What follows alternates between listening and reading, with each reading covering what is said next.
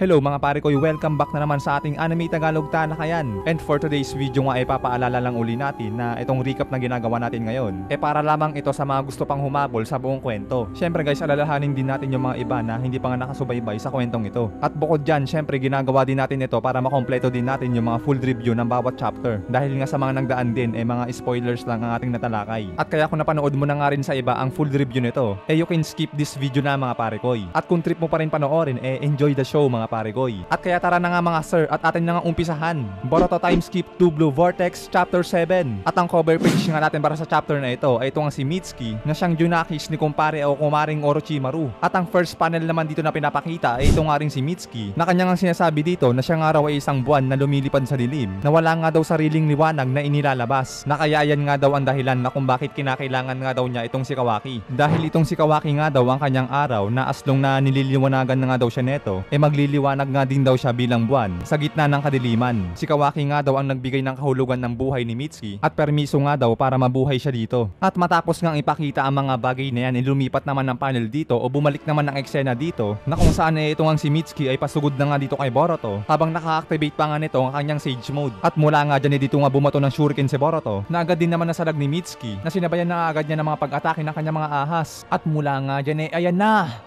Bang! Muntik-muntika na nga talaga na matamaan dito si Boruto na mabuti na nga lang talaga na maliksi ito kumilos at nagagawa nga talaga nito na maiwasan yung mga atake sa kanya ni Mitsuki. Nakalinsabay nga din yan dito nga nag-teleport na nga rin si Boruto sa puno na sinasabi nga niya dito kay Mitsuki na nasaan na nga daw si Kawaki. Lalo't ina-expect nga daw kasi ni Boruto na susunod nga daw sa kanya si Kawaki sa paghabol sa kanya ni Mitsuki dito. Nasagot naman sa kanya dito ni Mitsuki na ano naman daw ang meron. Ano naman daw na kung mag-isa nga lang daw siya na sumunod dito kay Boruto. Na kaya nga dahil din dyan dito nga sinabi na nga rin ni Shikamaru kay Boruto na ginawa nga daw kasi ni Mitsuki na nilagyan ng venom si Kawaki na kaya pansamantalang bumagsak nga daw si Kawaki. At saka hindi nga rin daw kasi maganda na kung si Kawaki nga daw ang pupunta kay Boruto dahil mararamdaman nga daw kasi ito ni Boruto gamit ang aura nila bilang Otsutsuki. Na si Shikamaru nga rin daw ang nagsabi nun na kaya sa madaling salita nga daw ayan nga rin daw ang dahilan na kung bakit nagwawala nga daw si Mitsuki ngayon dito. At balik naman dito kay Mitsuki sinasabi nga niya dito kay Boruto na nauunawaan na nga daw niya ang level ng kapangyarihan ngayon ni Boruto na mukhang ito nga rin daw ang dahilan na kung bakit tumakas nga daw si Code laban sa kanya. Na nagsasabi nga rin daw kay Mitsuki na kung bakit ngayon nga daw wala nga daw talagang laban si Kawaki dito kay Boruto na kaya hindi nga daw talaga hahayaan ni Mitsuki na mapatay nga daw ni Boruto si Kawaki na kahit ano pa nga daw ang mangyari o maging kabayaran. Na siyang sagot naman sa kanya dito ni Boruto na wag nga daw gagawin ni Mitsuki ang bagay na yan dahil nga kung hindi nga rin daw mananalo si Kawaki sa kanya mas lalo naman na hindi nga raw mananalo si Mitsuki sa kanya rin mismo na kaya wala na nga din daw saysay ang mga paglalaban nila ngayon dito. Nasagot naman sa kanya ni Mitsuki na may isang dahilan pa nga din daw na kung bakit nga daw niya iniwan si Kawaki at yun nga daw yung bagay na magagawa na nga daw niya magpakawala na kanyang buong lakas nang hindi nga raw nagpapaliban kay Kawaki. Na tinanong naman sa kanya ni Boruto na ano nga ba daw ang ibig sabihin ni Mitsuki. Nasagot naman sa kanya ni Mitsuki dito na wala na nga daw si Boruto doon dahil sa kanila nga lang daw yun ni Kawaki. At kaya nga dahil din dyan dito nga makikita natin ay ayan na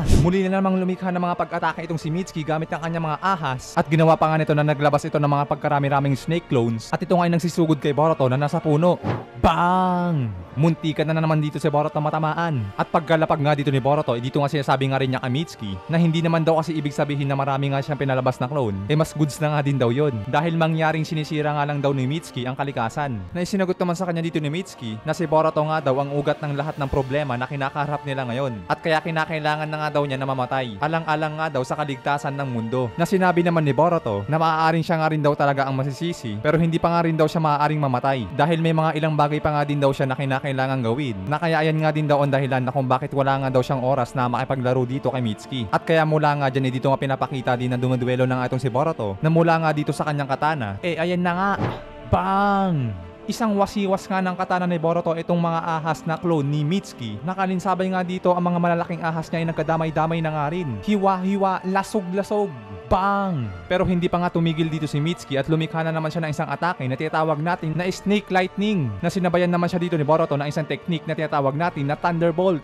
Bang! Sabayan na to mga sir! At nang sumabog nga ang sabayang atake na yan, dito nga dali-dali ring nawala sa mata ni Mitsuki itong si Boruto. At mula nga dyan bigla siyang na-checkmate dito at itinutok sa kanya ni Boruto ang katana. Mamen, hindi na makagalaw. The man who can't be moved. Going back to the corner.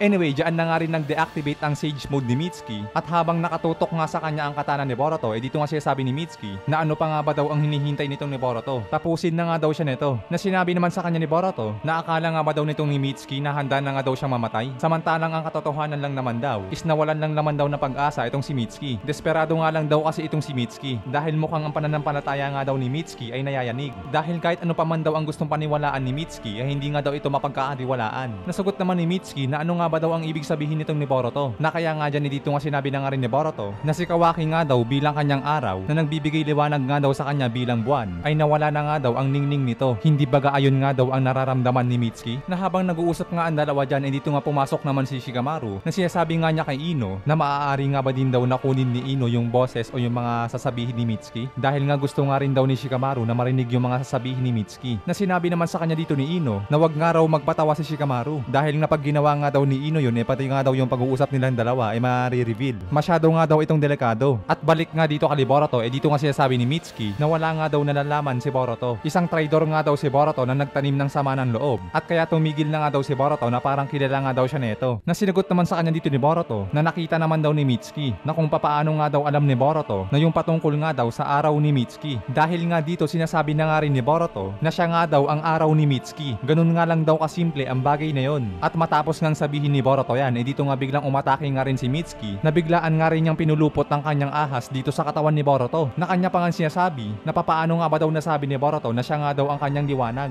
Hindi nga ba daw nakakaramdam si Boruto ng kaba? Na sinagot naman sa kanya ni Boruto na bakit nga daw ang ahas na to hindi pa nga rin daw siya inaatake. Na sinabi naman ni Mitsuki na bakit hindi pa rin naman daw gawin ni Boruto na tumakas. Samantalang napakarami naman din daw niyang paraan. Nasagot naman sa kanya ni Boruto na sa tingin nga daw niya parang napagtanto na nga daw ni Mitsuki na mukhang hindi nga raw talaga si Kawaki ang kanyang araw. Na kahit anong dikit nga daw kasi ang gawin ni Mitsuki kay Kawaki hindi pa nga din daw siya nito magawang maliwanagan. Na siyang napang-isip-isip naman dito ni Mitsuki na parang hindi nga daw kasi maaari. Hindi nga daw posible ang bagay na yon. Na sinabi naman sa kanya ni Boruto na natural lang naman daw ang magkaroon ng kalituhan. At oo, alam nga daw ni Mitsuki na tama yon. At si Mitsuki nga lang daw ang kaisa-isahang nilalang na makakapagsabi o makakapag-decide kung sino nga ba daw talaga ang kanyang liwanag o ang kanyang araw. At kaya nga dahil din sa mga bagay na yan na sinabi sa kanya ni Boruto dito nga pinapakita rin mga parekoy na inirelease na nga din ni Mitsuki ang ahas na pumupulupot sa katawan ni Boruto. Nasabay sabi naman ni Mitsuki na sino nga ba daw itong kausap niya ngayon. Nasagot naman sa kanya ni Boruto na wag nga daw mag-alala itong si Mitsuki dahil wala naman daw siyang intensyon na patayin si Kawaki. Isang hindi pagkakaunawaan nga lang daw ang bagay na yun. Pero sa kabilang banda kinakailangan pa nga din daw ni Boruto na masettle yung mga bagay na to. Kinakailangan pa nga din daw na mag-ayos sila ni Kawaki. Natanong naman dito ni Mitsuki na bakit daw? Bakit nga ba daw pinaslang ni Boruto ang ikapitong Hokage na si Naruto? Na siyang sagot naman dito ni Boruto na ang ikapitong Hokage nga daw ay buhay pa at nasa maayos na kalagayan. Nakasama nga rin daw nito ang kanyang asawa at yun nga lang daw muna ang kanya masabi sa ngayon. At naniniwala nga din daw siya na itong si Mitsuki ay may kakayanan na pasinangin ng liwanag sa kanya mismo. At syempre kung kinakailangan nga din daw ni Mitsuki ng araw hanapin nga lang daw siya ni Mitsuki anumang oras. At kaya nga dahil din dyan sa mga sinabi ni Boruto dito nga natulala na nga lang si Mitsuki na parang napag-isip-isip na nga talaga nito na mukhang tama nga talaga ang mga sinasabi sa kanya ni Boruto. At matapos ngang ipakita mga usapan na yan lumipat naman ng panel dito kay Shikamaru at Ino na dito nga napag-isip-isip ni Ino na seryoso nga ba daw ang bagay na yun? Buhay pa nga ba daw talaga ang ikapitong Hokage na si Naruto? Na dito naman sa kabila sinasabi nga ni Shikamaru kay Boruto na dumistansya na nga muna daw ito dahil may mga ilang bagay nga daw sila na kinakailangan pag-usapan. Nakaalinsabay naman din yan dito nga pinapakita rin itong si Kawaki na nagkamalay na nga na sinasabi pa nga neto na nasaan na nga daw ang buwisit na si Mitsuki. At balik nga dito kay Shikamaru na kinakausap nga si Boruto na sinasabi nga ni Shikamaru yung patungkol sa Shinjutsu ni Ada na Omnipotence na dahil pala daw doon mukhang naiulat muli sa kanilang isipan ang panibagong mga alaala o memorya na nag-uulat nga o nagre-reflect patungkol nga daw sa kagustuhan ni Kawaki. Nasagot naman sa kanya dito ni Boruto na oo, tama nga daw ang bagay na yun. Pero wag na nga daw isipin pa ni Shikamaru na kung paano nga ba daw gumagana o tumatakbo ang Omnipotence dahil darating din naman daw na makakalimutan nga daw ito ni Shikamaru. Dahil ang katotohanan pa nga daw